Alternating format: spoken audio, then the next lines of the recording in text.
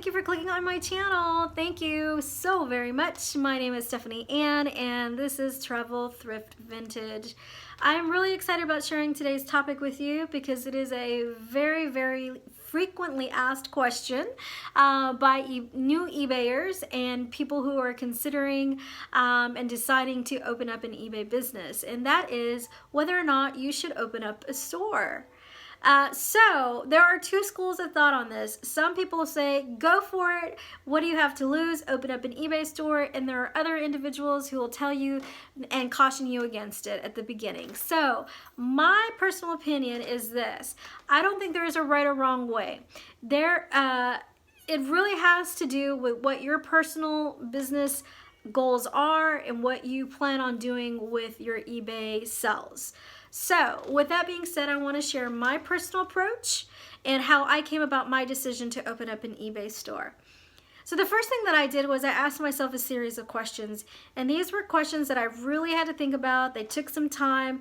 They weren't quick off the cuff answers. I really did some in-depth thinking about them, and I asked family and friends what they thought because they have a lot of insight too to offer you as an individual and whether or not you would be, whether or not this would be a good choice for you. So first question that I ask is this something that I want to do as a hobby? Is it a part-time supplemental income, or is this a full-time, no holds barred, this is what I'm going to do as my career? So once I figured out where I fell in that spectrum, then the next question I asked was, where am I coming from? What is my knowledge base, my foundation for doing business on eBay? And am I a novice? Am I an intermediate type person, or am I an expert? And what I mean by that is, so for me, I was a novice. I never sold anything on eBay. I never bought anything on eBay. And I really didn't have an idea of what I wanted to sell. I mean, I had some idea, but I was still kind of contemplating what I should do. So I considered myself a novice. To me, an intermediate person would be somebody who's been exposed to the eBay platform, who has sold things on eBay before, and has maybe bought a lot of stuff, has had an account for a while, and kind of knows the eBay, eBay and how it works. And then an expert would be somebody who's truly done a lot of buying and selling and kind of knows how the platform really truly works, and they're just trying to consider whether or not they should go to that next level and actually introduce a store, right? So I had to consider where I fell in that particular model, and obviously for me it was a novice. And then I had to figure out what my product knowledge would be. What I'm planning on selling, do I know what it is? You know, is it going to be easy for me to figure out what I have in my hand and the value of that particular product? So if, for instance, maybe you're a hobbyist right now as a comic book person, and you love comic books and you know their value, you know their worth based on their condition and their year and what they are, and then you know eBay, you've bought and sold things on eBay, well then you might be pretty comfortable in opening up an eBay store. There still will be a learning curve, obviously, but for the most part you'll probably be comfortable maybe opening up a store. Whereas for me, as a novice and not really knowing the platform and kind of having an idea what I wanted to sell, it was probably better for me at that time not to open up a store. So you have to consider where you're at in that area. And then number 3, which is very important as well, is what sourcing availability is around you. So if you are selling a product, do you have the opportunity to get that product, if it sells fast, a lot of it, or readily available? Is it something that you have to spend time sourcing? Do you have to go through a wholesaler? Do you have bins or thrift stores near you where you can get it? So your sourcing availability and options are very important for you to consider when you're deciding to open up an eBay store. And lastly is financing. What do you have readily available right now in your hands? Not what you think you might have, but what you absolutely 100% say, yes, today, if I wanted to open a store, this is how much I'm willing to invest in that process. So, and you have to be careful in considering that, because you don't ever want it to interfere with your personal finances or expenses. So you want to make sure that it's completely separate from that. So you really have to take all of that into consideration, see where you fall, to determine whether or not it will be a good idea for you to open up a store. So with all that being said, the other piece of the puzzle was, now I have my mini business plan in front of me, because that's pretty kind of what that was. It's kind of a mini business plan of what I wanted to do and where I wanted to go. And now I needed to figure out what eBay offers me as a seller, and how that, what I want to do, how that fits into their model. So what I mean by that, eBay has like 4 different options that you can do when you're selling on eBay. You can have what's called a non-store, which is you go to eBay right now and you can sign up and open an account and you can start selling stuff, and they usually give you free 50 listings per month at your leisure, right?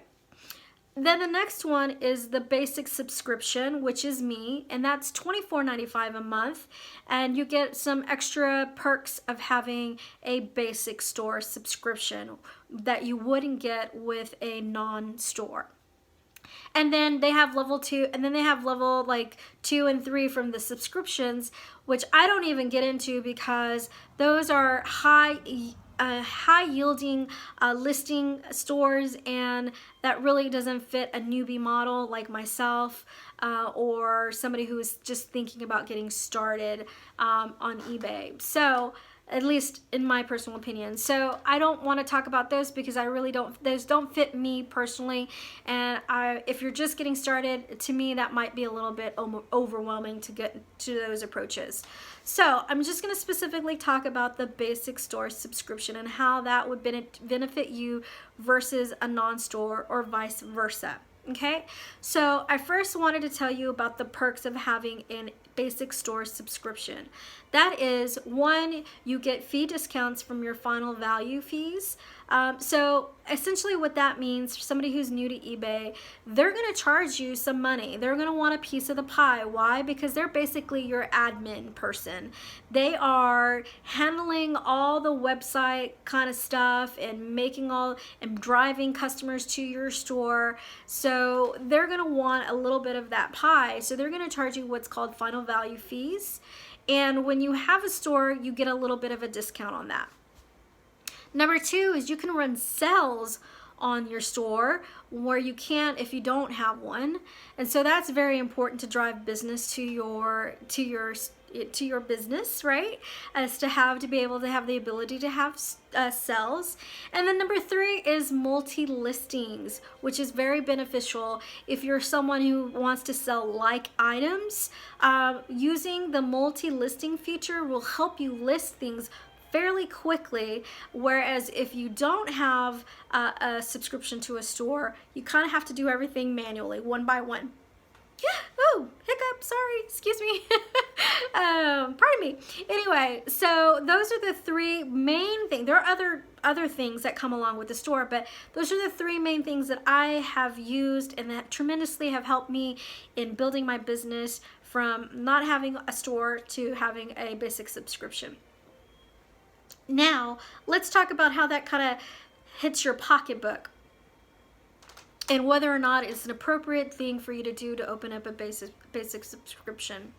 So let's just put it this way. Whether you list or not, $25 is coming out of your pocket. So are you willing to have a monthly payment of $25 a month, a minimum, right? Because there's some other things that are involved, but are you willing to have a minimum $25 a month payment coming out of your pocket every month for a store subscription, whether you list or not?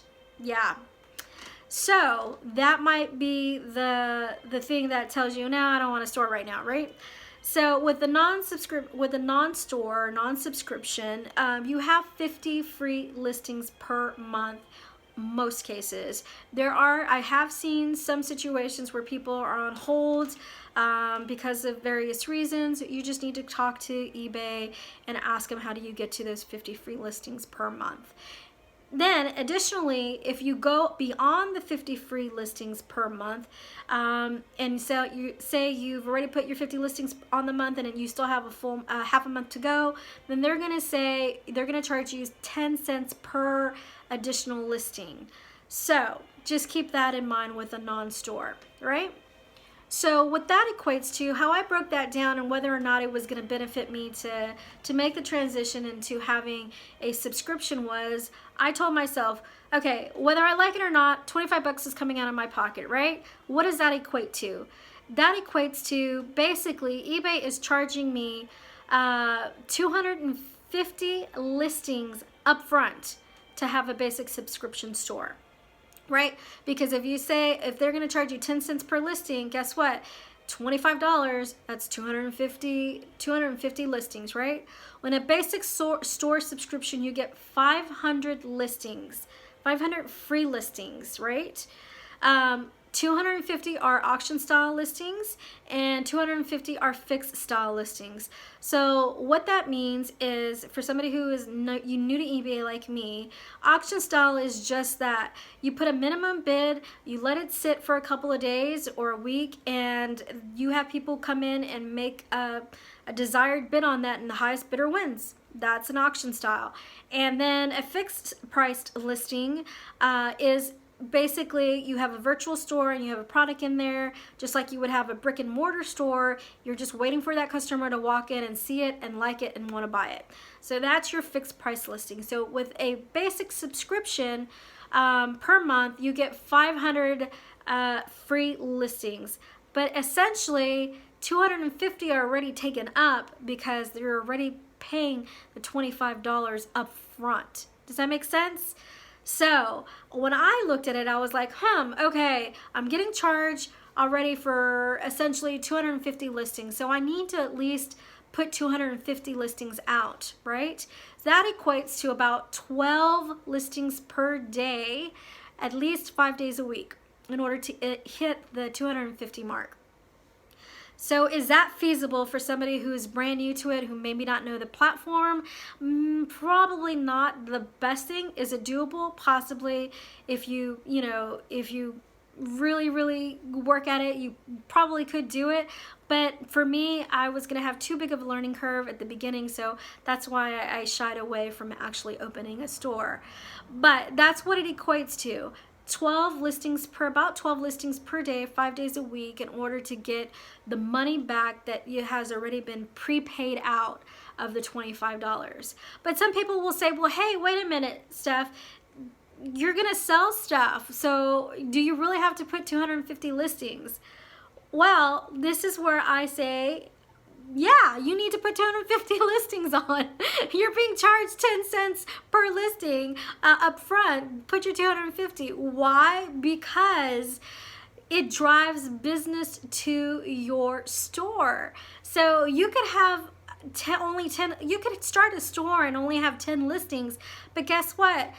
Unless you're selling something that is in high demand and has a high yield profit margin, you're not going to get your money's worth from that subscription price, right? So putting out 250 items really helps drive business to your store, and it gives people options. You get lots of feelers out there and lots of people looking at your product. So the likelihood of you selling something will probably be a lot higher, unless you do have one of those high yielding, high demand products available, which in most cases I would assume, I could be wrong, but I know from my experience it's not readily available. And so my profit margin is really lower than that. I'm not selling things at a $10 to $20 profit margin. And I'm selling things at less profit margin. And guess what? It's going to take me a handful of items to sell before I even get that $25 that I initially invested with a subscription. So that's the reason why it may be better for you to start off with a non-store versus a store. Because if you're really like me, you're just starting to get in the game, you really don't know how anything works, you're not sure what to sell, work all that out with the free stuff first, right? And then when you get to be consistent in your process and understand how it all works, then you can venture into the subscription, because then you can make your money back. Because let me tell you, at the beginning, I wasn't so consistent with putting my listings on, and in some cases, some weeks, in some months I should say, I was kind of giving some money back to eBay, and you don't want to do that. You want to be a profitable business. You don't want to be in the red, right? So that is my take on how I made my decision to start and open my business. So I want to say thank you so much for watching this video. I hope it was helpful to you, and thanks for spending the last 15 minutes of your life with me. All right, till next time, have a good one. Bye.